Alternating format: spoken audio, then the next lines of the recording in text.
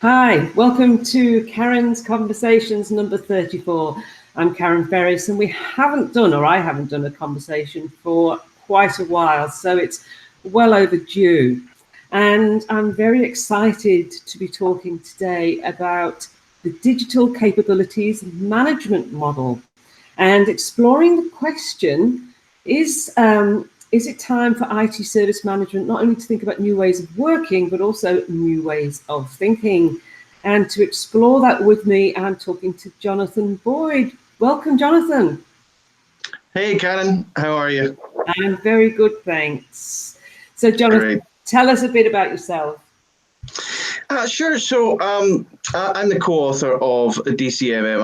I co-authored this with my colleague Zdeněk Vapel, based over in the Czech Republic. And it really it came from sort of the last maybe 8 or 9 years where I was working in service management and started to see just really the kind of changes that were going on. And it led us to a kind of thinking that we both shared, and we decided to start working together. I mean, most of my background is all IT service management, going back as far as Sun Microsystems and working for various software vendors, including Gartner Magic Quadrant, where a lot of my job was helping organizations try to get the best of IT service management and best practices. Right. And what were the observations that you said, like over the years, you started to notice around service management that you thought needed a change or a different way of thinking? So a lot of what we started to see was we were looking kind of forward, and we're saying, okay, technology is becoming far more complex.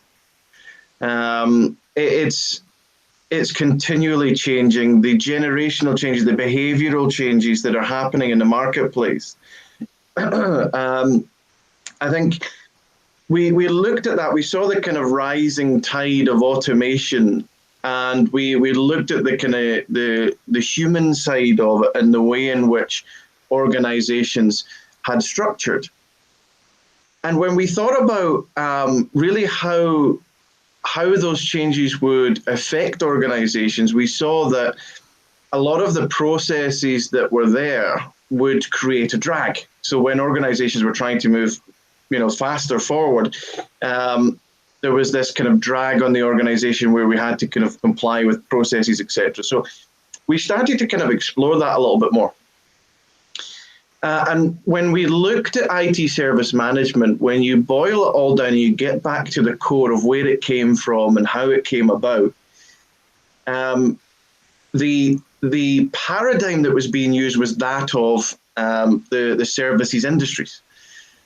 So at the time, a lot of concepts were taken from these organizations. And indeed, if you look at ITIL, if you look at ISO and any of those models, every diagram you see, the service provider is separate from the customer.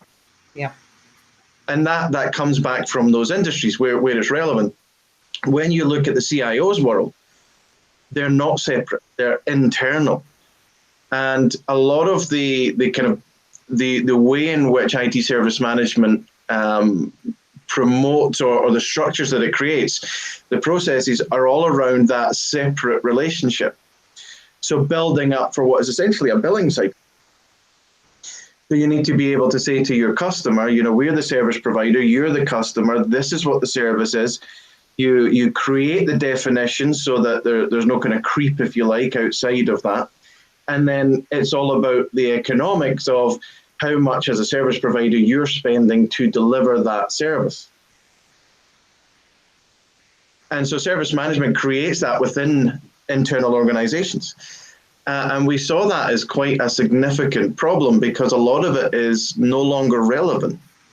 We don't need that kind of structure. There is no billing. It's about collaboration. So we needed to revision IT as an internal part of its organization.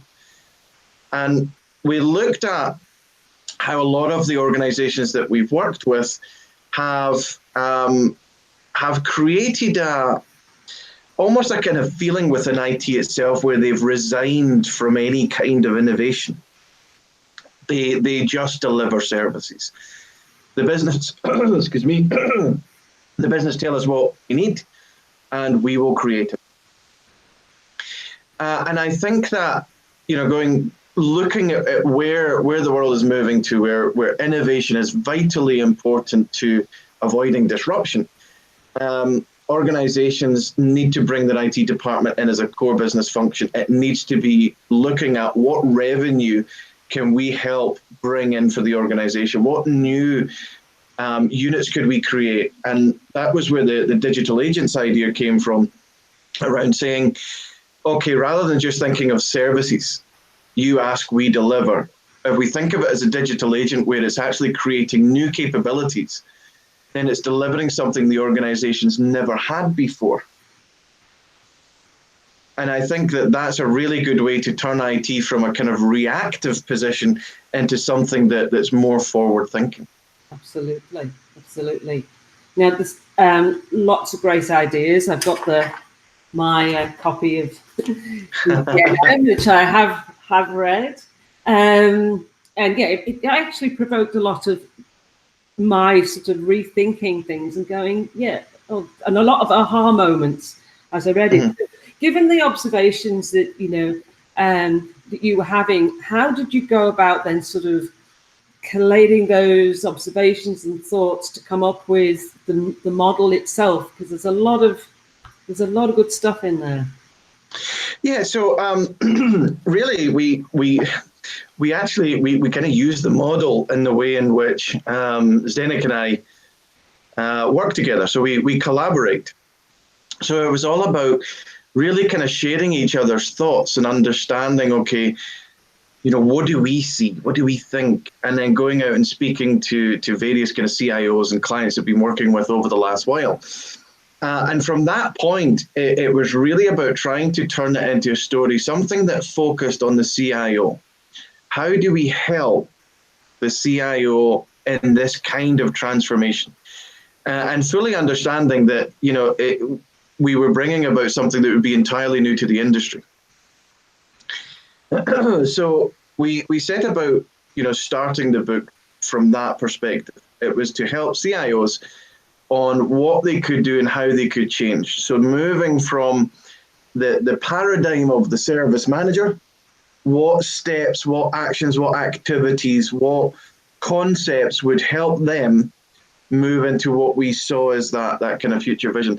So by simply working together, putting our thoughts down, and then trying to create some coherent way of mentioning that, and we released a book in December on Amazon, and we knew it wasn't going to be perfect. We knew that there was always going to be bits that we could maybe move later on or move further down and shift around to, suit as kind of people gave feedback. But we thought that it was important that we got it out, and we gave CIOs something different, something new. The ones that we spoke to mainly across Europe, we felt that they were looking for something else. They didn't quite know what it was, but they just needed something else because what they had tried hadn't worked. So that's kind of how we came about doing it, and how we ended up choosing the structure that we went with. So if you were in the elevator, they're going to get you to do the elevator pitch. You got sort of, the CIO steps in. How would you tell that person, or whoever steps in, what DCMM is? How would you put it? So really, DCMM is an entirely new model, a new way of managing technology within the enterprise. Rather than taking the concepts and theories from service management, we looked for inspiration for complex collaborative networks. And that's why DCMM takes a lot from evolution. It takes a lot from biology and new changes within economics. So really, DCMM is simply a way of taking your organization from the kind of reactive service management style into something that can help deliver new revenue for the organization. Brilliant. Awesome. Now, one of the core of the DCMM are the principles. Tell us about the DCMM principles. So the big idea behind DCMM was that we wanted to create something that was self-limiting in terms of the resources that it used. We wanted to create something that had a far more positive view of what indeed IT is, what it stood for. So we looked at the principles, and we wanted to really instill a vision that gave people that kind of positivity. We wanted to look at the way in which resources are shared across an organization. Because when you're in a collaborative network, it's very complex. Things are changing all the time. The business needs to move in different directions. You struggle when you have that kind of siloed departmental view. So the principles are there simply to say, okay, we're not going to do that anymore. What we're going to do is we're going to share resources right across the organization. So that way, if HR needs help, then resources will move that way. If finance needs help, if sales need help, if marketing, etc., all of that can just be shifted and moved as it's needed by the business. Which is why a lot of the kind of concepts around things like ADRA are there, because they're helping create that kind of activity-driven resource allocation. So based on what's actually happening, it can shift those resources around. We also wanted it to be on fairness. So we looked and we thought organizations have become too industrial. Job roles have become a bit like, putting the tops on the toothpaste as it comes along the conveyor belt. Your job is put tops on the toothpaste. No, don't do anything else, just put the tops on. And can you do 60 in an hour? And we thought, with the rising tide of automation coming in, all those kind of human robots that we've created, that's where the problem lies. So what we need to do is we need to actually elevate people above that level so that they're actually in more creative, fulfilling, and interesting roles. So we used, we included a lot of automation within what we were trying to achieve with DCMM. But ultimately, the principles are there because that's what we saw moving forward. I know we spoke before around Generation Z. Millennials kind of started the movement. Generation Z are now going to accelerate it considerably.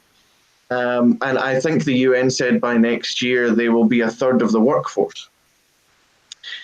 And it's interesting when you speak to them. I did a webinar with Brandon Relf here in the UK, and it's fascinating to listen to what he's saying. They just see things so differently. And they have a certain level of expectation because their technology skills when entering the workforce are much higher than have been before, much higher. So they have an expectation, and they come into the workforce and they look at the things that we're still doing, thinking we still do that. It's scary. So it is, but it's good to kind of see those kinds of changes. But whereas previously, you would probably say, okay, how many holidays have I got? What's my salary? What's the pension contributions? All of those things that that I might have put up front. They're way down the list for them. Right up front is, do I connect with the purpose of this organization? Are they doing some kind of social good that I can really buy into? And I think that if organizations don't structure and work in that way, then the first thing is the top talent isn't going to want to work with them because it doesn't identify with what they're doing. And second of all, the same people, but as consumers, they're going to choose other products and services where they do connect and identify with. So the whole thing about the guiding principle was, one, the internal focus, the sharing of the resources, the fairness, etc. But it was also helping from an IT's perspective, from CIO's perspective, actually contribute to that in order to connect and resonate with those new generations. Absolutely. And we were saying just before we started the conversation, It's an interesting time for organisations when some of them now have got 5 generations. You know, the latest being Gen Z, and so for leaders and managers in those organisations, it's one because it's very different styles for different generations. So it is, and you know, the CIO is being asked to deal with all of that, to manage that organization, to transform that organization, to help with digital transformation of the business, to help them find new models in the business, and at the same time, you know, try and kind of move up in terms to understanding more about what the business and the organization and the wider structure all do, and change everything at the same time. You know, it's just huge focus going on. There's so much. And as humans, I think it's now at the point where, you know, it's just faster than we can learn. So we have to find new ways of doing things. We've got to strip out all of that stuff that we thought, you know, was really good and it's worked and it's got us here. But I think we're at the point now where we need to start stripping it out, because the problem is, like I said earlier on, it's creating a drag, and the kind of the longer life cycles that we expected previously simply no longer happen. Everything's much shorter. And therefore we don't really need as much of that kind of hardening, and we need to achieve a different balance between improving and innovating. Absolutely. And again, we were saying, I think I'm finding it a fascinating time. It's scary as well, but it's a fascinating time, and there's so much is changing across so many industries. And you know, we keep talking about new ways of working and new ways of thinking, and you know, they've become buzzwords, but I don't think people have cottoned on that there really has to be new ways of thinking, because organisations will become irrelevant and roles will become irrelevant if we don't do that. You're absolutely right, and I often get frustrated and, you know, end up putting some kind of a rant or something on LinkedIn, because even in the industry, they're doing the same thing. You know, they're dressing things up, they're changing it slightly, and saying, "There you go, digital transformation in a box. That's what you need." And you think, no, stop. It's much more complex, and a lot of even good organizations that are really starting to say, no, there's an economic impact and change here. Even they are sometimes guilty of trying to kind of protect certain elements. So they think, as I mentioned earlier, they think that the basics haven't changed. And to a certain extent, I get that. You know, leadership's still leadership. Yes, that's true. But it's the definition of what leadership is, I think, has changed. And therefore, the activities, the actions, your mannerisms, all of that, it has to change. And when you get to that kind of level, I find that's where you get a lot of kind of blocks, because that's when it becomes really scary. Because they're like, oh, wait a minute, I don't recognize any of this. It's like we said earlier, you know, and I might want to, I might borrow it. It's like, so, and I can't remember the words we used, but it was like, so we're going to do the change, yeah. Oh, you mean me? Yes. Oh, no, I don't want to have that conversation. But, yeah, exactly. You're like, yeah, you know, they're all fired up. They're all excited about this project. Yes, go do it. Absolutely. They're perfect, brilliant. And then somewhere along that road, it just gets further and further away from anything they recognize. And they naturally jump back into the old governance model. You know, show me it on a spreadsheet. And they don't recognize it, and they think, oh, I'm just not sure about this. And effectively, one of the two things they do, they either close the project down because they just don't think it's going to work because they can't see the benefits of it on their spreadsheet. Or what they do is they actually continue it, but they drag it back through outdated governance into effectively being not much different to what they already did. Absolutely.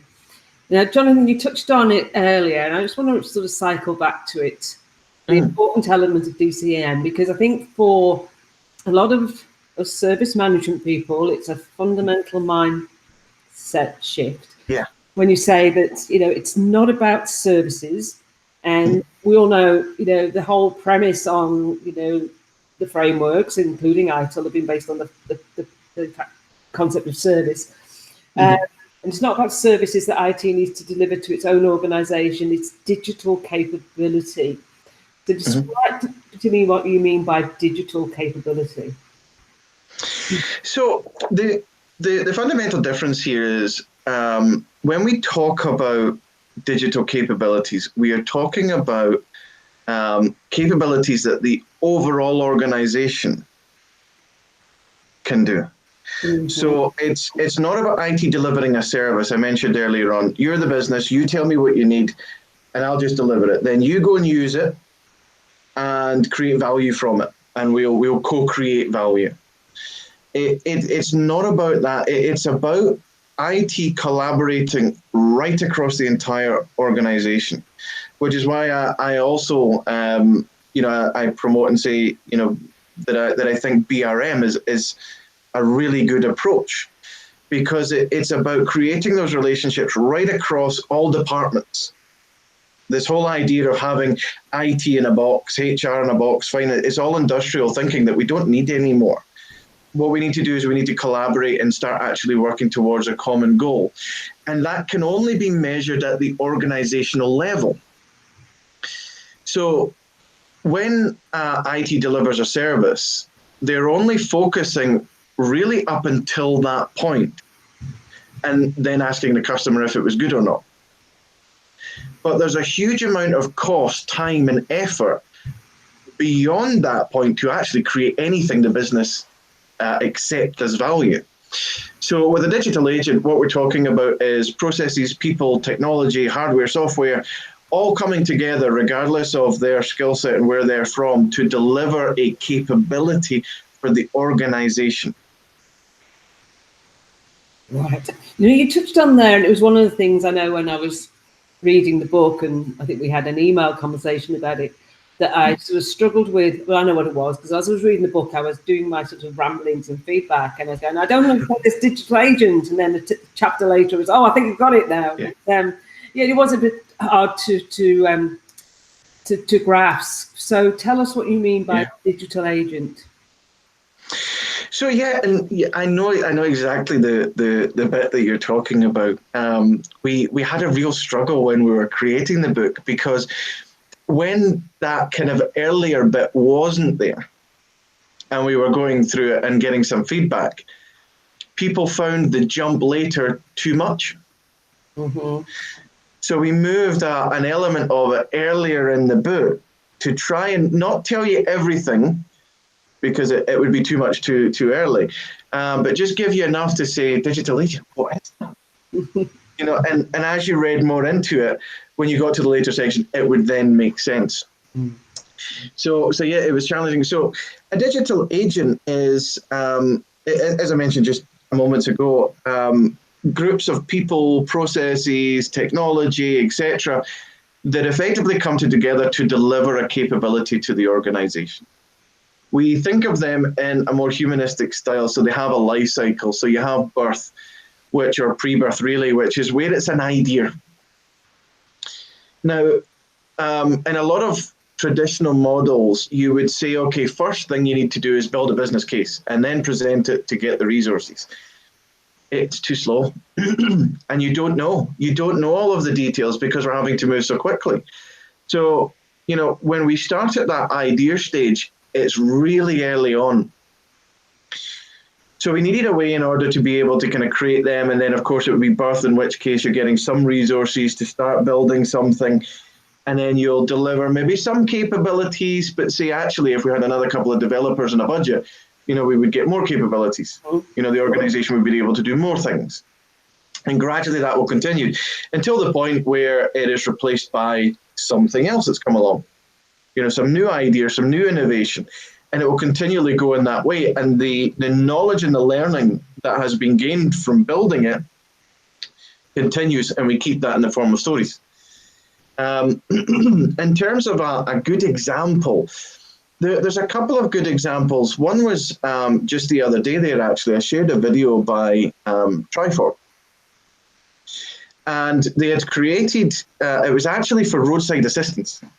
And so somebody's phoning up saying, I've got a flat tire, the call handler's taking the call, the whole thing's done through voice. Yeah. It was amazing. I thought, God, if only I had that. And an ITSM tool. And so the person on the phone is speaking, the call handler is speaking, and the tool set that they've created is basically transcribing as they talk into text, looking at the keywords, bringing out knowledge articles on how to resolve and what to do with this. The supplier side comes in because one of the issues that they said actually needs to be solved by somebody else. So phone numbers and things, all of this is all happening just through conversation. And of course, it's all recorded. So that to me is a digital intelligent agent. It's using AI and ML to learn what's happening, and it's providing a capability. Think of the benefits for the call handler. Think of the benefits for the person phoning up. Everything was so easy, so straightforward.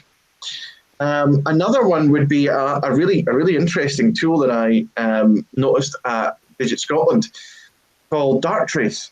I don't know if you've ever maybe heard of it. They do the enterprise immune system. So they're using a really sophisticated solution which you connect onto your network, and it will actually explore and discover the data transfer that's going around within your network, and it learns what normal is. So it learns what everybody's doing every day, and it's saying, okay, so that's normal, that's normal, that's normal. And then one day you plug in a USB stick into your laptop, immediately it blocks it and says, no, that's not normal. Wow. And flags it up. And you think that, these are the kind of solutions that we're getting. You look internally to your home, Hive, or Nest. You've got a boiler. And it used to be that, usually when the winter kicks in, that's when it's going to break. So they started making them smart. And now they will self-report. So they will tell a service desk somewhere there's a fault code happening. And these are the parts that could potentially cause that kind of fault code. I don't have to do anything. I don't have to log a ticket. They do it. And so when you start to see this happening and the ability of things like Darktrace to reconfigure a network, you start to say, how far away are we from not only being able to self-log and effectively self-resolve issues? How far are we away from, this kind of automation where we just don't need incident problem change the way that we have previously? It becomes something much less. We don't need huge amounts of people doing it anymore. We can free up that resource and actually focus them on delivering something that the organization never had before. So from an organizational level, you can start to measure, are we making more revenue? Are we finding new ways for the organization to reach its customers? New ways to transact with its customers. It's all technology at the end of the day. Everything has technology in it now. And that's why IT really kind of needs to move and be more collaborative right across the whole organization. Absolutely. And I think it's interesting, we're reading everywhere, that organizations now have got to innovate, create, experiment to stay ahead of the game. And then you sort of look at, I'd say, traditional sort of IT, and you're going, I don't sense that innovation or creativity or experimentation. I mean, it may in some organizations. Yeah. You're absolutely right. This is what I mean. I think IT has resigned from innovation. And when they talk about innovation, and certainly organizations that I've spoke to, what they really mean is improvement. They've tweaked processes here or there. They've done something in a tool, maybe a new feature, etc.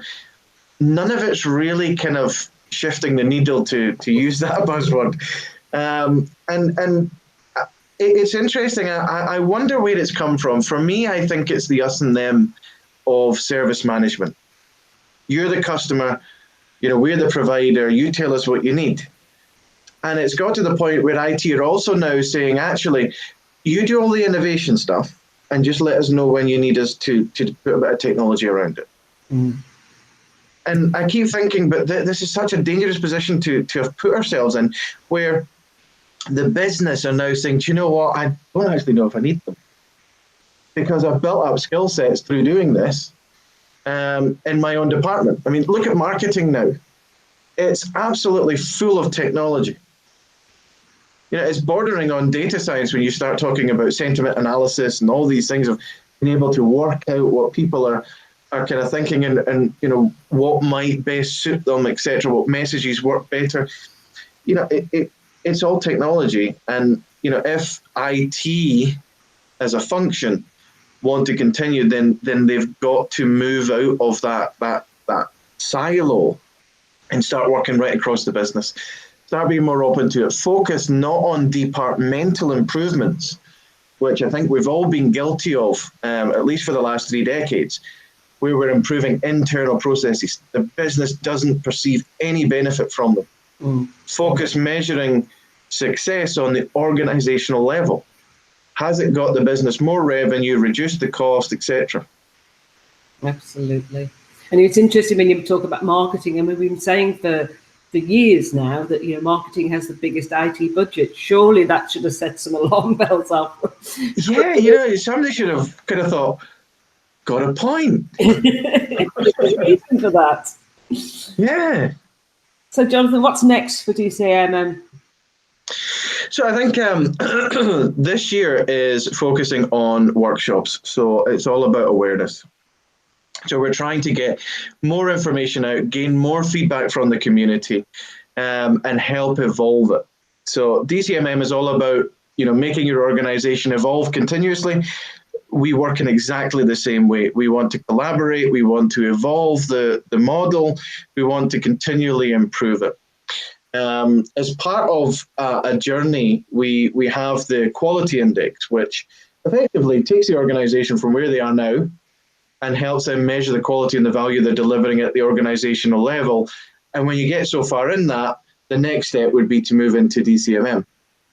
So the more we can get the voice heard or the message heard around this new model, better.